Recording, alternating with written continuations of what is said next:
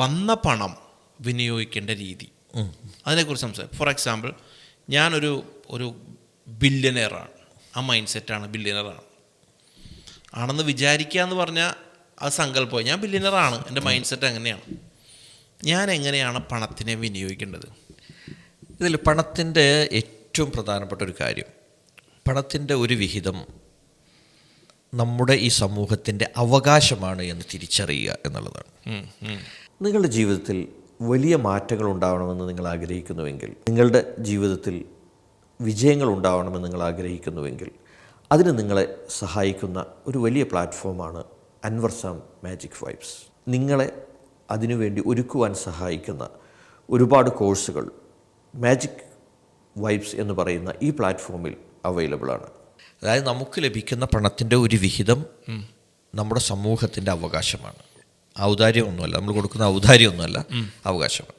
അപ്പോൾ പണം ഉണ്ടാകുവാൻ, പണം വളരുവാൻ ഏറ്റവും പ്രധാനപ്പെട്ട കാര്യമാണ് പണത്തെ നമ്മൾ കോൺട്രിബ്യൂട്ട് ചെയ്യുക, സമൂഹത്തിൻ്റെ ഉപകാരപ്പെടുന്ന രൂപത്തിൽ നമുക്ക് ലഭിക്കുന്ന പണത്തിൻ്റെ ഒരു വിഹിതം നമ്മൾ മാറ്റിവെക്കുക എന്നുള്ളത്. ഉദാഹരണമായിട്ട് നമുക്ക് ഇന്ന് സമ്പന്നരായ ആളുകളൊക്കെ, നമുക്ക് അടുത്തറിയാവുന്ന ആളുകളൊക്കെ നമ്മളെടുത്ത് പരിശോധിച്ചാൽ നമുക്ക് കാണാൻ കഴിയും, അവരുടെ സമ്പത്തിൻ്റെ ഒരു വിഹിതം അവർ ഈ സമൂഹത്തിൻ്റെ നന്മക്കായി മനസ്സറിഞ്ഞുകൊണ്ട് ഇഷ്ടപ്പെട്ടുകൊണ്ട് വിനിയോഗിച്ചുകൊണ്ടിരിക്കുന്നു. അത് അവരുടെ സമ്പത്തിൽ വലിയ വളർച്ചകളുണ്ടാക്കും. ഇപ്പം നമുക്കറിയാം, യൂസഫ് അലി സാർ, ലുലു ഗ്രൂപ്പിൻ്റെ യൂസഫ് അലി സാറിനെ നമുക്കറിയാം. യൂസഫ് അലി സാറിൻ്റെ സാമ്പത്തികമായ വളർച്ചയിലെ ഏറ്റവും പ്രധാനപ്പെട്ട ഘടകം അദ്ദേഹത്തിൻ്റെ ഈ അകമഴിഞ്ഞുള്ള സമൂഹത്തിനു വേണ്ടിയുള്ള കോൺട്രിബ്യൂഷനാണെന്നാണ് ഞാൻ മനസ്സിലാക്കിയിട്ടുള്ളത്. കൊടുത്തുകൊണ്ടിരിക്കുകയാണ്. അദ്ദേഹം കോൺട്രിബ്യൂട്ട് ചെയ്യുന്ന രീതികളുണ്ട്, വളരെ വ്യത്യസ്തമാണ്. ഞാൻ അദ്ദേഹത്തെക്കുറിച്ച് പഠിച്ചുകൊണ്ടിരിക്കുന്നൊരു വിദ്യാർത്ഥി എന്ന നിലയിൽ കൂടിയാണ് ഞാൻ പറയുന്നത്. കാരണം ഇപ്പം ഏറ്റവും അടുത്ത് കഴിഞ്ഞ ദിവസം പ്രൊഫസർ മുതുകാട് സാറിൻ്റെ ഒരു വീഡിയോയിൽ പറഞ്ഞു, അങ്ങനെ യൂസഫ് അലി സാറിന് തന്നെ നമ്മൾ കേട്ട ഒരു സംഭവമുണ്ട്. അതിൽ വേറൊരു പ്രത്യേകത കൂടി എനിക്ക് പറയാനുള്ളത്, ഇപ്പോൾ നമ്മൾ സാധാരണ നമ്മൾ പറയാറുണ്ട്, നമ്മൾ ഇൻവെസ്റ്റ് ചെയ്യുന്നത് നമ്മുടെ മരണശേഷവും നമുക്ക് ലഭിക്കുന്ന രൂപത്തിൽ നമ്മൾ ഇൻവെസ്റ്റ് ചെയ്യാറുണ്ട്. പക്ഷേ ആ ഇൻവെസ്റ്റ്മെൻറ്റ് ചെയ്യുന്നത് നമ്മൾ ജീവിച്ചിരിക്കുമ്പോഴായിരിക്കും. ഇപ്പോൾ ഉദാഹരണമായിട്ട് നമ്മളൊരു സ്ഥാപനത്തിന് വേണ്ടി സംഭാവന കൊടുക്കുന്നു. അപ്പോൾ നമ്മൾ വിചാരിക്കും ആ സ്ഥാപനം നിലനിൽക്കുന്ന കാലം നമുക്ക് അതിൻ്റെ ഫലം കിട്ടും, നമ്മൾ മരണപ്പെട്ട് കഴിഞ്ഞാലും അതിൻ്റെ ഗുണം സമൂഹത്തിനും നമുക്ക് ലഭിക്കുമെന്ന് വിശ്വസിക്കുന്ന ആളുകളാണ് കൂടുതൽ.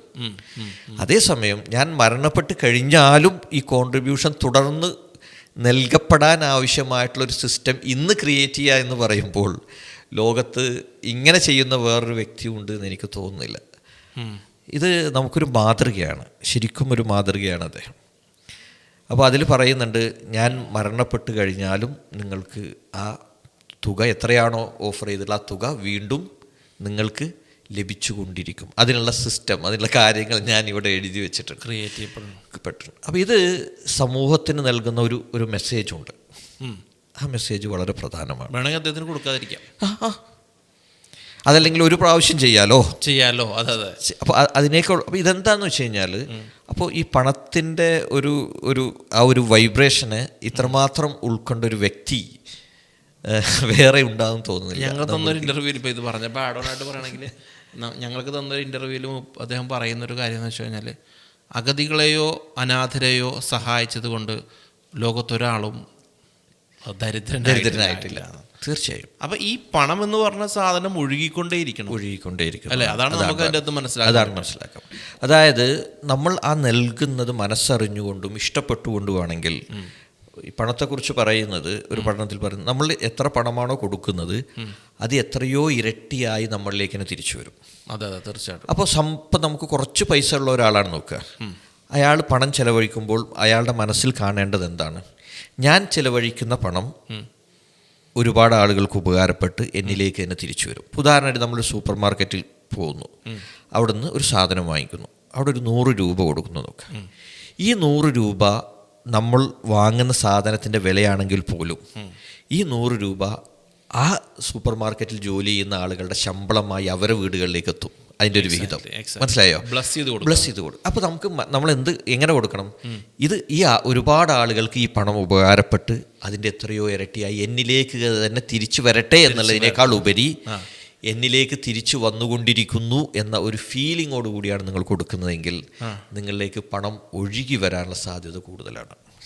അതാണ് വിനിയോഗിക്കുന്നതിനനുസരിച്ച് നമുക്ക് പണം വരുമെന്ന് പറയുന്നത്. ഇത് ഞാൻ ദൂർത്തല്ല പറയുന്നത്.